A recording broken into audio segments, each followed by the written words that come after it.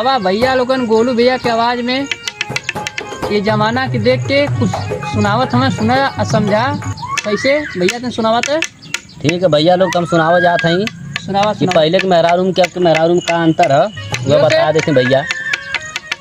अरे पहले के मेहरारू धान कूट गेहूं पीस के रह रोटी पकावे। यो मास्टर यो पहले के मेहरारू धान कूट के गेहूं पीस के रह रोटी पकावत। अब का मेहरारू घरे घरे खाली झगड़ा लगावत। कैसन आइल बा जमाना अरे बाप रे बाप। कैसन आइल बा जमाना अरे बाप रे बाप। कैसन आइल बा जमाना अरे बाप रे बाप। कैसन आइल बा जमाना अरे बाप रे बाप। अरे पहले के मेहरारू धान काट के 10 बजे तक आवत। अरे पहले के मेहरारू धान काट के 10 बजे तक आवत।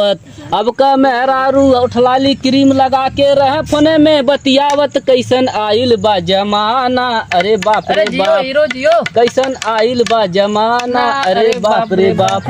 कैसन आइल बा जमाना कैसन आइल बा जमाना अरे बाप रे बाप। कैसन आइल बा जमाना अरे बाप रे बाप। ये जानता दीवाना अरे बाप रे बाप। अरे पहले के मेहरारू रस पी के आलू खा के पूरा दिन बितावे। पहले के मेहरारू रस पी के आलू खा के पूरा दिन बितावे।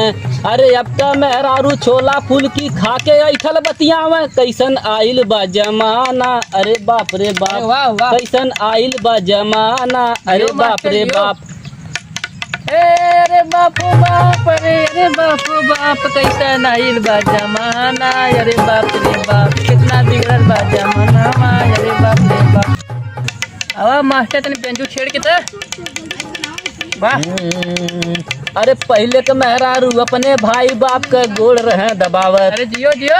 अरे पहले के मेहरारू अपने भाई बाप का गोड़ रहे दबावत। अरे अब का मेहरारू सास ननद का झोटा धई धई हिलावत। कैसन आइल बा जमाना अरे बाप रे बाप। कैसन आइल बा जमाना अरे बाप रे बाप। कैसन आइल बा जमाना अरे बाप रे बाप। कैसन आइल बा जमाना अरे बाप रे बाप।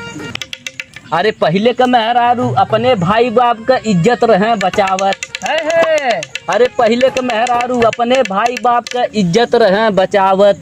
अरे अब का मेहरारू भाई बाप का इज्जत रहे डुबावत। कैसन आइल बा जमाना अरे बाप रे बाप। कैसन आइल बा जमाना अरे बाप रे बाप।